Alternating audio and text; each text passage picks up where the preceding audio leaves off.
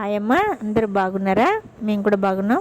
ఈరోజు మన ఇంట్లో స్పెషల్ ఏంటంటే రాగి సంగటి, నాటుకోడి పులుసు చేశాను ఈరోజు. అది ఎలా ఉంది ఏంటన్నది చూసారా? నాటుకోడి పులుసు చేశాను, చాలా బాగుందన్నమాట.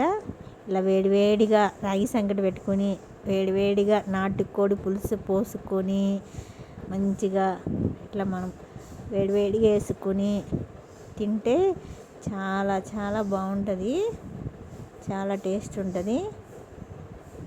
మీరు కూడా టేస్ట్ చేయండి.